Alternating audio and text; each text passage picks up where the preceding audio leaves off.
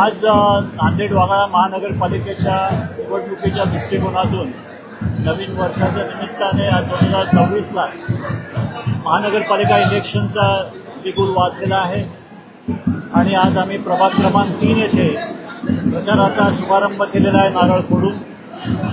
नांदेडमध्ये अशोकरावजी चव्हाण साहेबांच्या नेतृत्वाखाली महाराष्ट्राचे मुख्यमंत्री देवाभाऊ फडणवीस आणि नरेंद्र मोदीजी पंतप्रधान यांच्याकडे बघून नांदेडतील जनता भाजपचा झेंडा महानगरपालिकेवर रोवल्याशिवाय राहणार नाही याची आम्हाला खात्री आहे।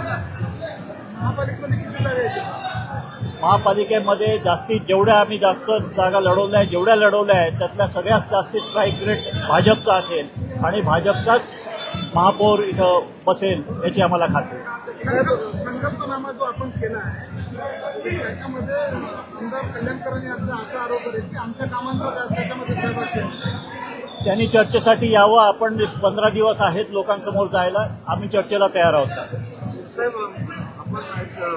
अडकून तुमची व्हायरल झालेली आहे की त्यामध्ये हिंदू फक्त उमेदवार तयार करायचं आहे, हे चुकीचं परसेप्शन काढलेलं आहे। ते इंटरव्ह्यूची मीटिंग होती। भाजपने प्रभाग क्रमांक 12 मध्ये 4 मुस्लिम उमेदवार दिलेले आहेत, ते कोणी सांगितलं नाही।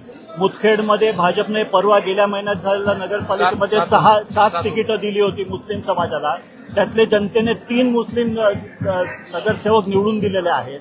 त्यामुळे हे फक्त काही बोलायला जागा नाही म्हणून काहीतरी जर घुसपट काढायचं आणि कुठेतरी बदनामी करायची, यातून बदनामी काहीच होत नाही। आम्ही काही आक्षेपार्ह त्याच्यात झालेलं नाही आहे। इलेक्शन टॅक्टिक्स आहे, ज्या समाजाचं बाहुल आहे ज्या प्रभागामध्ये, त्या प्रभागामध्ये सगळेच पक्ष तिकीट द्यायचा प्रयत्न करतात आणि त्यातून झालेला हा प्रयत्न आहे। उगाच त्याला वेगळा रंग देण्याचा प्रयत्न काही लोकांनी केलेला आहे। त्यांच्याकडे बोलायला दुसरी काही जागा नाही, दुसरा काही विषय नाही, म्हणून हा विषय त्यांनी काढलेला आहे असं मला वाटतं। भानुसिंग रावत यांनी सुद्धा आरोप केला होता की 50 लाख रुपये घेऊन, अतिशय खोटी गोष्ट आहे।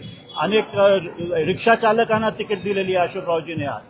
मी या गोष्टीचा निषेध करतो। भानुसिंग रावत आमचे जुने मित्र आहेत, परंतु ते या स्तराला जातील असं मला वाटलं नव्हतं। कुठल्याही दुसरं पक्ष बदलताना व छोटे नाटे आरोप करून जर जायचं असेल तर ते त्यांनाच लागलं वापस।